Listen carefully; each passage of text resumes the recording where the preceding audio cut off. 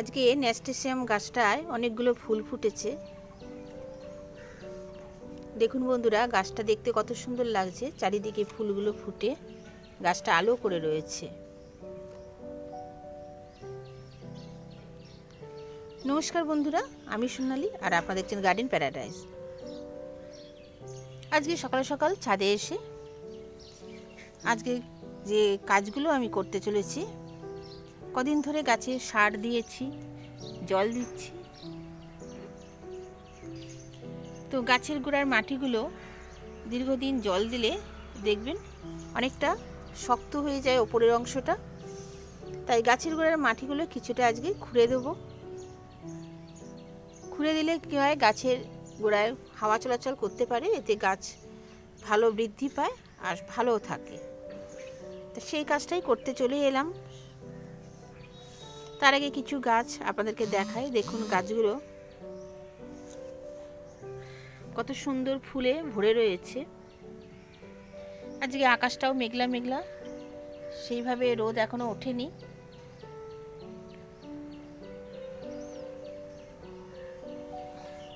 এখানে টমেটো গাছগুলো বেশ বড় হয়ে গেছে, আর টমেটো গাছে দেখুন ফুল আসতে শুরু করে দিয়েছে। টমেটো গাছগুলো প্রথম দিকে আমি ফুল নিইনি। প্রথম দিকে যখন গাছটা একটু বড় হয়ে সবে ফুল আসতে শুরু করেছিল, ওপরের ডগাগুলো কিন্তু আমি ভেঙে দিয়েছিলাম যাতে আরও সুন্দর ডালপালা ছড়ায়। এখন গাছগুলো বেশ অনেকটাই বড় হয়েছে।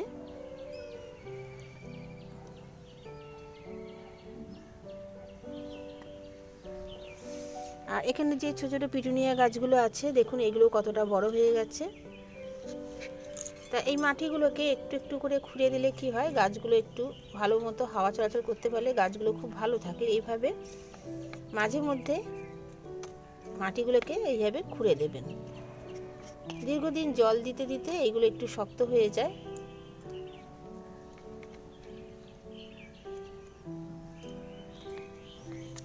আর দেখবেন গাছের গোড়ায় অনেক সময় যে আগাছাগুলো জন্মায়, সেগুলোকেও কিন্তু মাঝে মধ্যে ফেলে দিতে হয়। কারণ তাহলে আমরা যে খাবারগুলো দিই, সেই খাবারগুলো কি হয়, গাছের মেন যে গাছ, সেই গাছ খাওয়ার আগে কিন্তু এই আগাছার মধ্যেই চলে যায়। এতে গাছের বৃদ্ধিটা অনেকটা কমে যায়।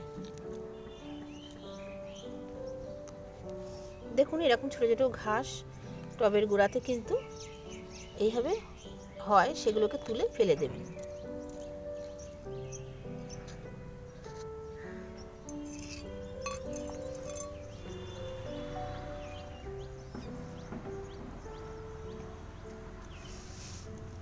এখানে অ্যাডেনিয়ামের চারাগুলো বেশ আস্তে আস্তে দেখুন নিচের অংশগুলো কি সুন্দর মোটা হচ্ছে। অ্যাডেনিয়ামের কডেক্স মোটা হলে দেখতেও খুব সুন্দর লাগে। আর গাছগুলো কিন্তু খুব ভালো আছে। আমার প্রত্যেকটা গাছ আমি যে বসিয়েছিলাম, সবকটা গাছই কিন্তু সুন্দর আছে। ছোট্ট ছোট্ট যে প্লাস্টিকে বসেছি, সেই গাছগুলো দেখুন কডেক্সগুলো বেশ মোটা হচ্ছে।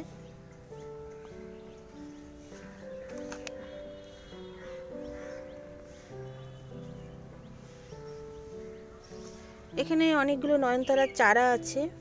এই নয়নতারার চারাগুলো একটু বড় হলে তুলে তুলে আবার অন্যান্য টবে বসিয়ে দেবো। এই টবটার মধ্যে 2-3টে পিটুনিয়া চারা বড় হয়ে গেছে। আমি আর তুলছি না, কারণ সিজন শেষ হয়ে দিকে চলছে, তাই এগুলো আর তুলে দেওয়ার দরকার নেই, যেটুকুনি হয় হোক। এই বীজগুলো অনেক শেষে চারা বেরিয়েছে বীজ থেকে, সুতরাং এগুলোকে আর তুলিয়ে নিয়ে জন্য। এখানে দেখুন পিটুনিয়াগুলো প্রচুর পরিমাণে ফুটেছে, দেখতে কত সুন্দর লাগছে।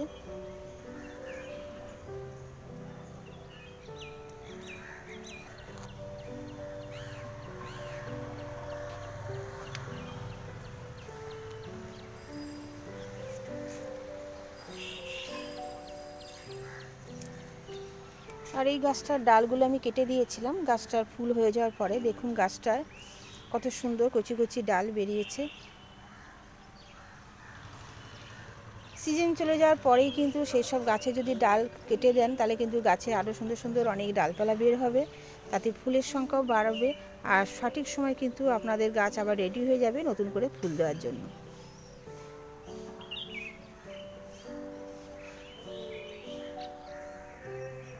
আমার এই নাকচম্পা গাছটা দেখুন এখনো পর্যন্ত ফুল দিচ্ছে।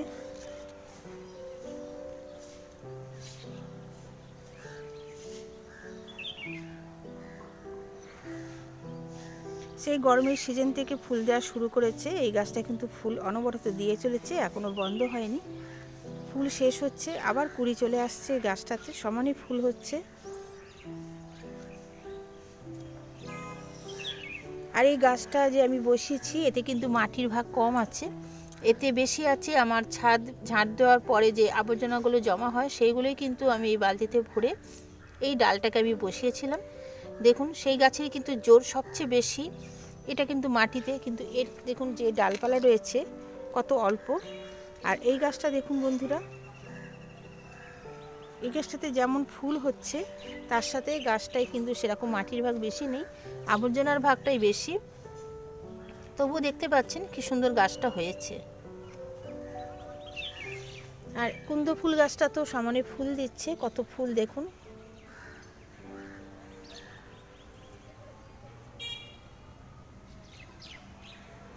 প্রচুর ফুল আছে, সমানে ফুল ফুটছে আর গাছ ভরা কিন্তু কুড়ি।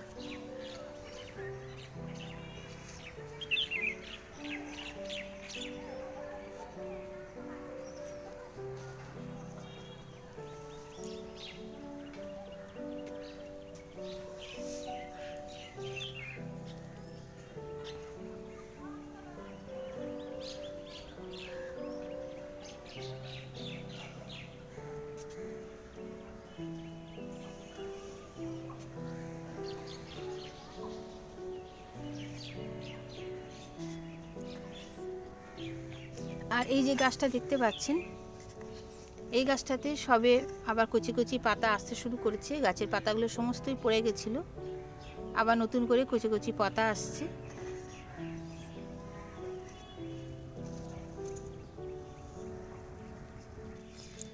গোলাপ গাছের মাটিগুলো একটু খুঁড়ে দেবো, গোলাপ গাছের মাটিগুলো অনেকটা টাইট হয়ে গেছে।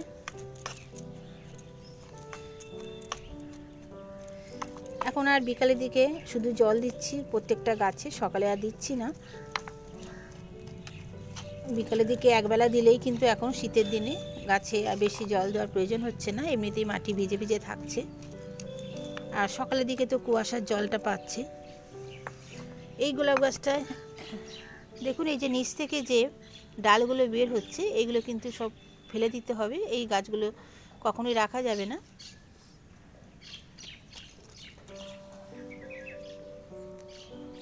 একদম নিচের থেকে ডালগুলো বের হলে সেগুলো রেখে দিলে কিন্তু আসল যে ডাল যেখানে ফুল হয় সেই গাছগুলো কিন্তু ভালো থাকবে না বা ফুলও দেবে না গাছ। তাই নিচের থেকে যখনই ডাল বের হয় গোলাপ গাছে সেগুলো কিন্তু ফেলে দিতে হয়। আর অনেক সময় সাত পাতা ডালও বের হয়, সেগুলোকেও ফেলে দিতে হবে।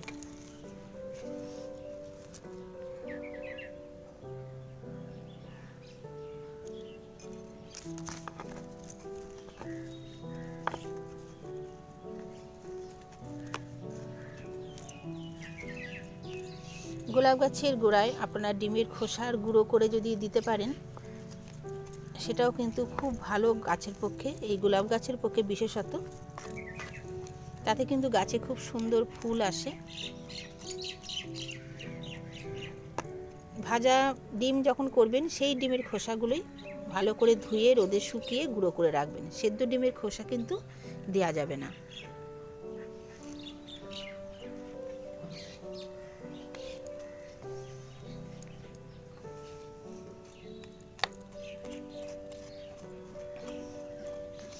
আমি এইভাবে আস্তে আস্তে সমস্ত গাছের গোড়া মাটিগুলোকে ভালো করে আলগা করে দেব এক এক করে। আর যে আগাছাগুলো আছে সেইগুলোকেও কিন্তু পরিষ্কার করে দেব। আমি এরকম মাসে 2-3 বার এগুলো করে থাকি, বিশেষ করে 2 বার তো করি।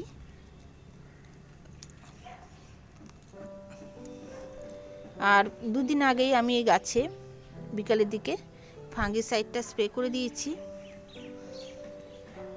কাল পরশু করে আবার আমি কি করব, এই গাছগুলোতে সমস্ত গাছে এরপরে গাছে অ্যাপসাম সল্টটা আমি প্রয়োগ করব।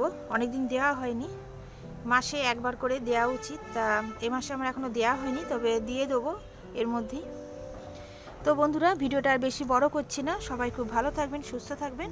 আর যদি ভালো লাগে একটা লাইক শেয়ার করতে বন্ধুরা ভুলবেন না। ভিডিওটি দেখার শুরু করার আগে বন্ধুরা সবাই একটু লাইক দিয়ে চেষ্টা করবেন ভিডিওটা দেখার। আর যদি ভালো লাগে নতুন বন্ধুরা চ্যানেলকে সাবস্ক্রাইব করে পাশে থাকা বেল আইকনটি প্রেস করে দেবেন। তাহলে যখনই কোনো ভিডিও আমি আমার চ্যানেলে দেবো সবার আগে তার নোটিফিকেশন আপনার কাছে পৌঁছে যাবে। নমস্কার বন্ধুরা।